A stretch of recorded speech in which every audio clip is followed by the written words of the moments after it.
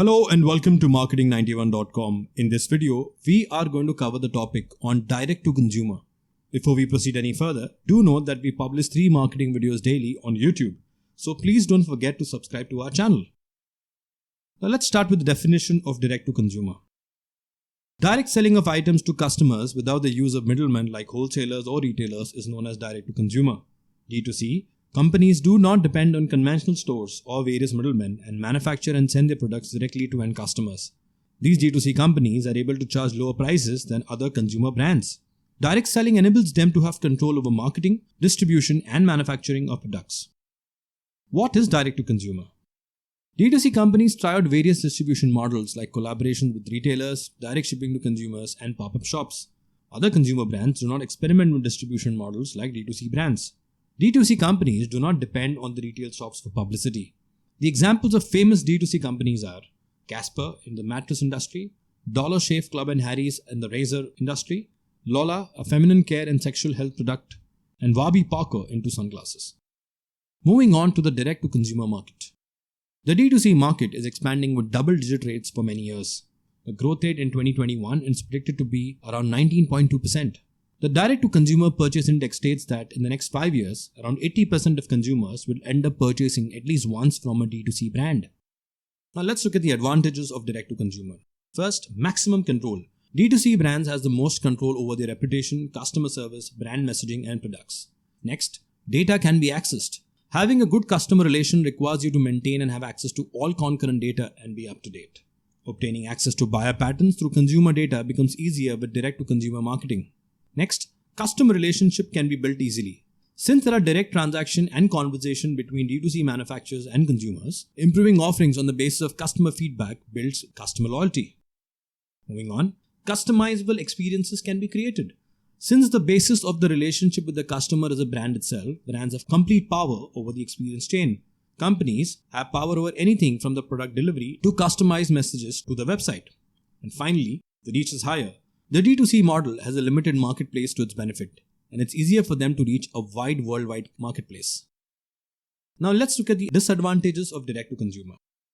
First, the risks are high. In the online business, data security and privacy have become an issue of precedence. Problems arise like selling personal data along with the vulnerability of security that needs to be dealt with. Next, coordinating supply chain issues is difficult. Managing the supply chain can be a difficult task for direct-to-consumer companies. The responsibility of delivering the customer's product falls upon the company. This complicates the distribution chain and adds to the risk. Next, tricky conversations. The uniquely low cost and periodic free trials offered by direct-to-consumer brand makes them stand apart. When customers take up offer of free trials but cancel at the last moment or pay for only a couple of months of service, it becomes a problem for D2C brands. Next, expertise in various areas is required. Along with creating a product, D2C companies also need to focus on customer acquisition. They need to have good knowledge of shipping logistics. Time and resources that can be outsourced to intermediaries need to be given more attention. Moving on to direct-to-consumer tips. First, everyday items need to be identified and they need to be made more accessible and affordable. Second, the marketing efforts of D2C companies must be concentrated on the pain points of customers. Third, a model based on subscription must be designed and built by brands and companies. Fourth, choices must be made easier and simpler for consumers to make. Next, return of products must be made easy and fee for the same must be avoided. Next, micro-influencers and celebrity influencers must be partnered or collaborated with. Next, brands must reward customers for advocacy and loyalty. Videos that have the potential to turn viral must be created for publicity. User-generated content must be motivated and encouraged by brands. SEO campaigns executed by brands must be effective and aggressive. Next, promises of customer service that are end-to-end must be fulfilled.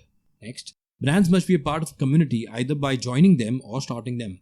Next, advertisements like YouTube ads, Facebook marketing, and Instagram ads must be used by brands. Further, make use of fulfillment companies for typical operations. And finally, if possible, make use of intermediaries for logistic operations. Now let's look at direct-to-consumer examples. The first company, Casper. How to sell $100 million worth of mattresses by limiting choice. Launched in 2014, Casper is a bed-in-a-box startup that was founded by 5 founders with one common observation. They thought that purchasing a mattress was an awful consumer experience. Casper sold inventory worth $100 million in less than 2 years. It was all possible because the 5 founders made an observation while purchasing mattresses. The observation was that the salespeople are very pushy, the prices are high, and different options are confusing.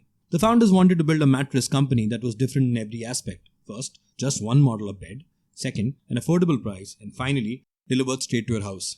Therefore, with just one mattress, Casper had to find a level of firmness that would be the most comfortable to the largest possible market. And they did that, as we can witness, with the amount of sales done in less than 2 years. Moving on to the next example of Harry's. Harry's, how rolling back the razor got Harry's 1 million customers in 2 years. Similar to the creation of Casper, Harry's was born out of frustration. The founder, Andy, was baffled by ridiculousness of the process of buying blades and visiting the store stock up on them. Their starting inventory of 10,000 razor handles in 2030 sold out in a couple of days. The company's worth increased from $750 million in 2 years, and by 2018, its sales generated $270 million. The main ideology behind this initiative was that consumers did not need so many complex options regarding razors. Next, and the final example of Netflix. Netflix is the face of the D2C model on OTT platforms. It started as a distributor when it began streaming.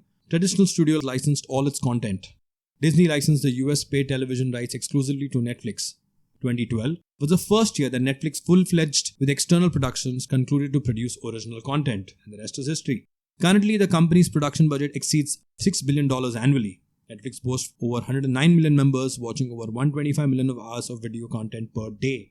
This success resulted in a growing number of companies following Netflix's model, such as Amazon Prime, Hulu, HBO Now, and tech giants like Apple joined the OTT race. So that's it, folks. This brings an end to the topic on direct-to-consumer. These are some of the sources and links referred to for the content in the video. If you've liked the video, do subscribe to our channel where you'll witness 3 new videos daily. Thank you and see you in the next video.